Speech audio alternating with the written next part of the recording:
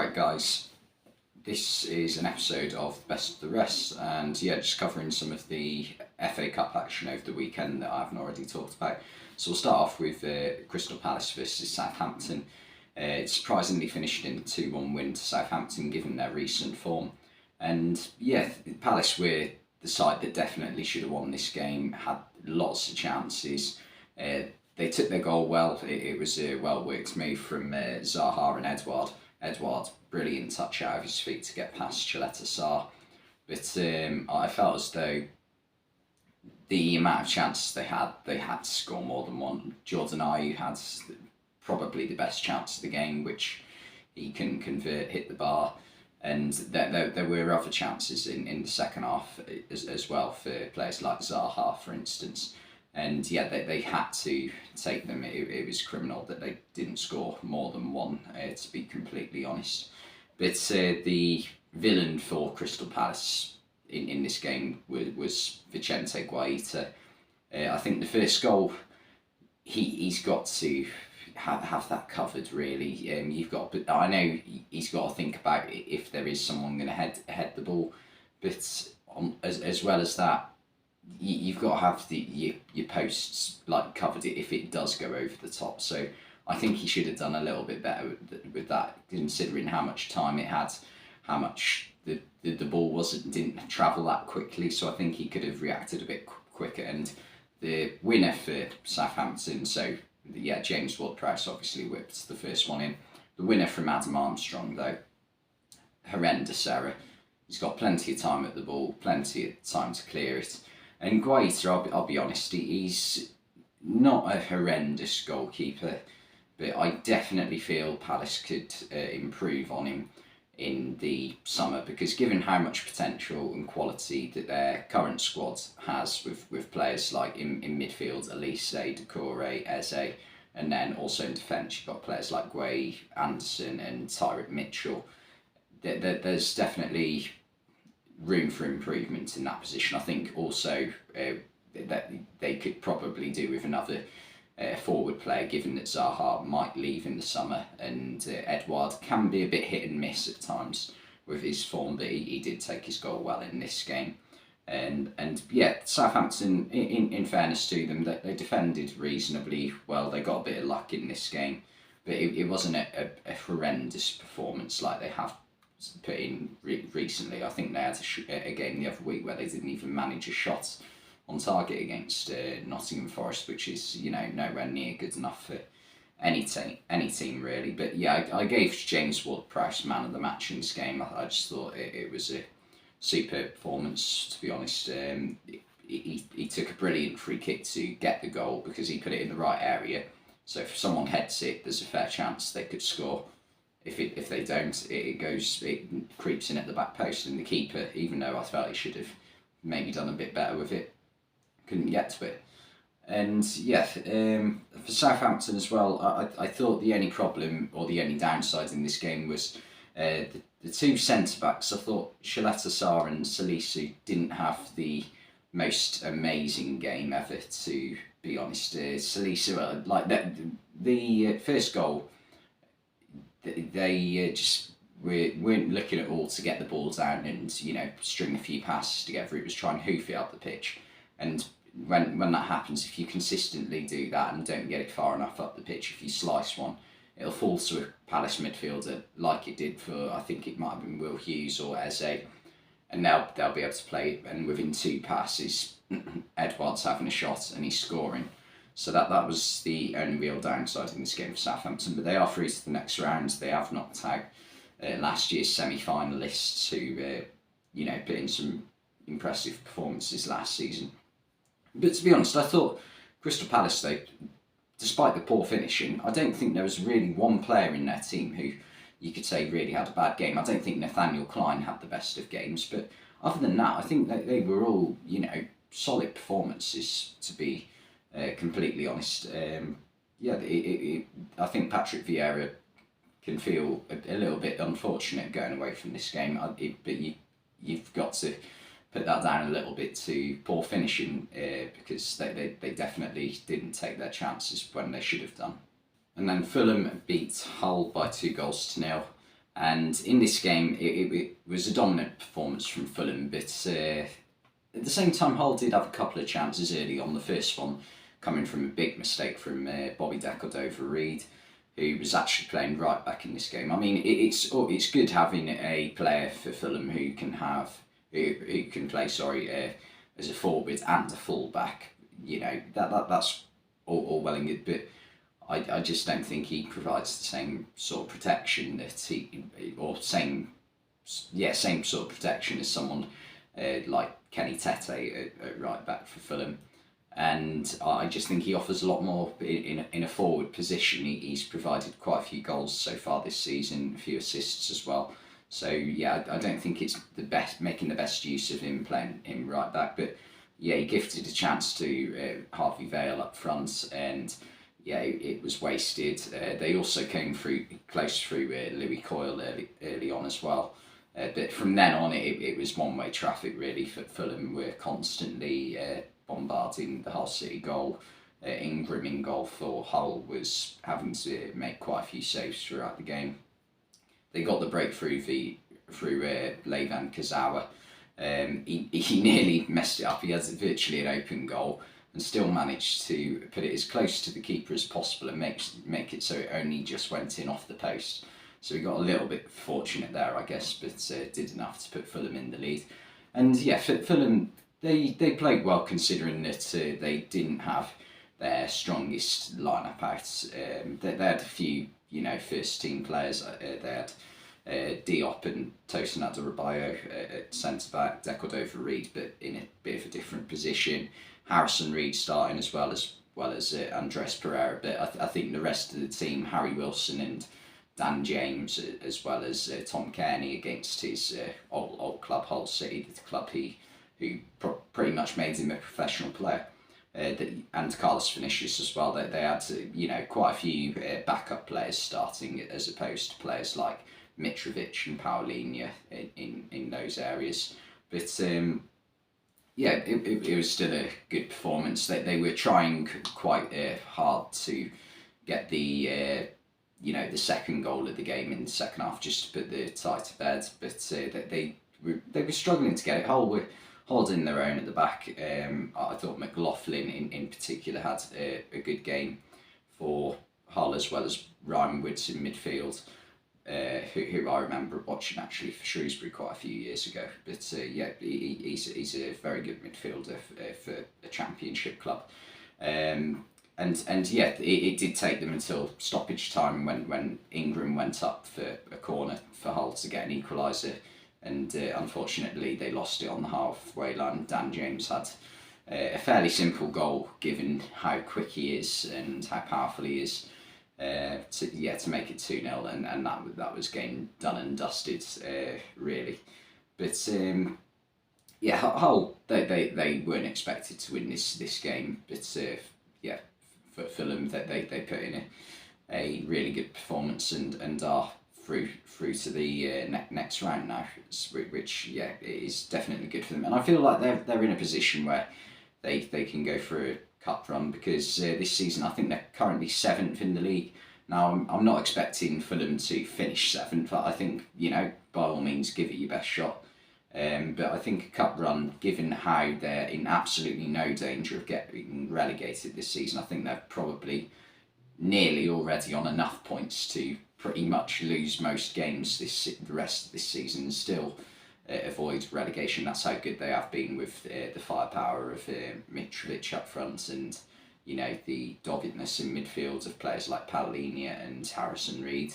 They have been a really good side and a joy to watch in the Premier League this season, and have caused a couple of upsets in the Prem this season.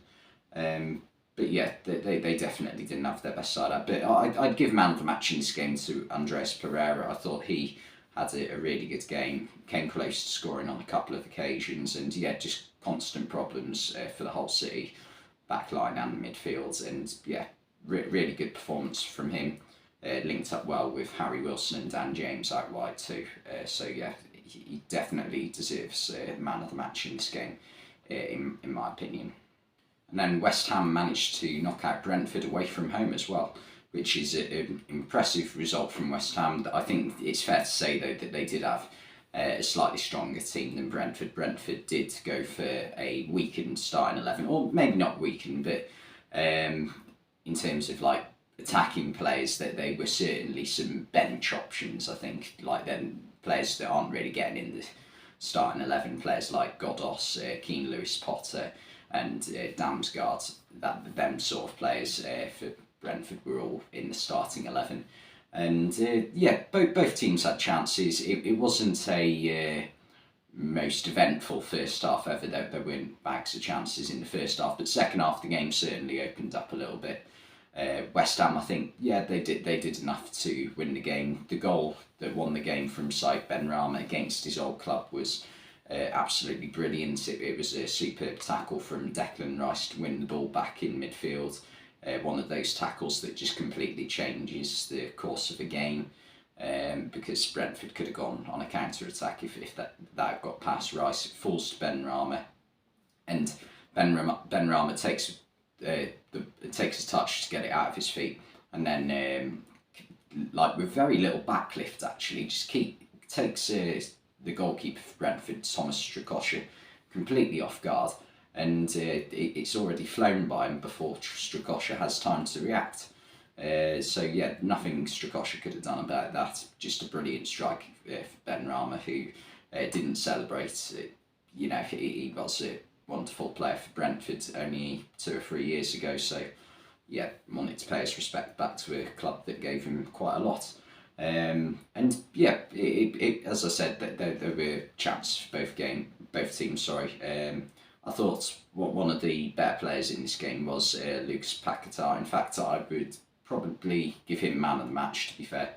I thought it was just a brilliant performance, and it definitely showed that he can perform in the Premier League. I don't know why there are people doubting him. I mean, he's good enough to be in the Brazil starting 11, ahead of some fantastic names in midfield for Brazil, players like Fabinho, and actually maybe off the top of my head, maybe Brazil haven't got so many, but like Bruno Guimaraes is another one. So maybe there's not as many options as I thought there were. I was expecting to maybe reel off like 10 names, but I was about to say Fred then, because he was the one that they always went to when it comes to picking players off the bench as a sub. But he's, if you're good enough to start for Brazil, you're a decent player, and it's only a matter of time before he puts in consistent performances in the league for West Ham. And I just looking at this West Ham team, I don't know how they are as close to the relegation zone as they are. They're only a place above the drop, and given how good their team is, to me that's just absolutely bizarre, to be honest, because they shouldn't be anywhere near it with the amount of talent they've got in this squad, and given how there's only really 2 or 3, maybe 4 new additions to this side. It's not like a complete overhaul. It's like a good side that maybe needed a bit of freshening up, and added some brilliant players like Scamacca, Paqueta, Aguerd, who, to be fair, has been injured. But, it's quite weird seeing that happen. Brentford, it's disappointing that they're out of the cup. I think that they probably need wanted actually would be the better word, something to aim for this season, given that they're going to be safe from relegation. They're currently 10th ninth. They're a place above Chelsea actually. So it's going to be unrealistic that they'll be able to claim a European spot, especially if they don't have Ivan Toney leading the line. But I think it'd have been nice for their fans to see the team go on a cup run, but unfortunately that's not looking like it is going to be the case. They did have some good performers in this game. I thought Jensen in midfield was probably the pick of the bunch for them. I thought Sorensen at the back had a good game, considering the amount of game time he usually gets. He's very much a backup to players like Ben Mee and Christopher Ayer and Ethan Pinnock and so on. But I thought that it was a fairly even game, but West Ham did enough to win it in the end. And then the final game I wanted to cover today was a 2-2 draw between Cardiff and Leeds on Sunday. Brilliant game to watch. Cardiff made a superb start to the game, going 2-0 up before half time actually, with goals from Philogene and Shea Ojo.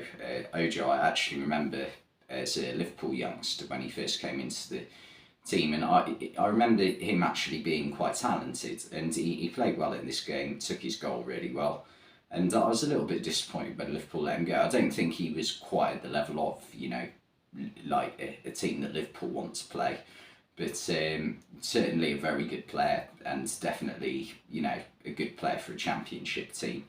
And yeah, Cardiff first half were brilliant, but the defending from Leeds was absolutely shocking, from players like Junior Firpo, Pascal Struijk and Diego Llorente. In fact, I think with Struijk, you can sort of forgive him a little bit, because this season he's mostly played left back. It's been a while since he's played centre back, and he is still, relatively inexperienced for a centre back. He's still only 23, I think, in terms of age. Whereas Llorente, he is, he's a bit older, in his late 20s, or he might even have hit 30 by now. So you'd expect him to have, a little bit more experience and be able to adapt to coming into the team after maybe not starting regularly for Leeds. So yeah, it was a little bit disappointing, Leeds' defending. Disappointing, maybe shocking. So not really good enough defensively from Leeds. But Cardiff, they were absolutely brilliant first half. For me, the standout player in this game was Rinomhota in midfield. I thought he was superb. He provided a brilliant assist for Ojo's, second goal for Cardiff before half time, and yeah, worked his socks off in midfield for Cardiff. They did have some really good performers as well. Harris, I thought, had a good game. Jack Simpson at the back as well, and Leeds second half they made a few subs early on in the half, but they just played with like a lot of intensity, and Cardiff were really struggling to get out of their own half. But I think that's part of the game plan really, for Cardiff. Try and nick a goal or two in the first half, and then try and defend it as best as they can, and it very nearly worked. The first goal came from Rodrigo not long after he did come off the bench. I should mention Leeds didn't have a full strength side out. They had players like Gelhardt and Darko JB, who I actually thought had a brilliant game in midfield for Leeds, especially in the first half. I thought he was definitely their standout player in the first half, creating a few chances and looking really good on the ball for only a teenager, I think he is. So yeah, he was definitely a positive for Leeds in this game. But yeah, Rodrigo took his header really well, and the penalty, I think Bagan at left back did the correct thing in that situation. He knows the ball's going in. He knows that there's only 6, 7, 8 minutes maybe left in the tie, so he took one for the team, did the right thing, and it nearly paid off. It paid off short term, because Jack Anick, who I actually remember having a very good game for Newcastle maybe about 8 or 9 years ago against Chelsea, I believe. They won at St James's Park, beating Chelsea, who won the league that year under Jose Mourinho, I think in 2014-15. And I remember him being brilliant in that game, and it was a brilliant save from the penalty. It wasn't an amazing penalty. Rodrigo didn't put it right in the corner, but it was a good save nonetheless. But Leeds did manage to get their equaliser right at the end of the game through, again, another substitute in Sonny Perkins. It was one of them where Nonto, who didn't have his best game, actually got a yellow card for diving in the first half. He's a player I really like. Put in a good cross, and the shot, I can't remember who took the shot, but put it towards goal, and Perkins, it was really clever. Just flicked it past the keeper, and unfortunately for Cardiff, the one player who was playing Perkins onside had literally just fought, like he slid in, stopped Nyonto, but he just kept himself on the pitch. If he wasn't on the pitch, that goal would have been disallowed for offside, you'd think, because there was no VAR. But yeah, what a game this was to watch. Really exciting, brilliant game.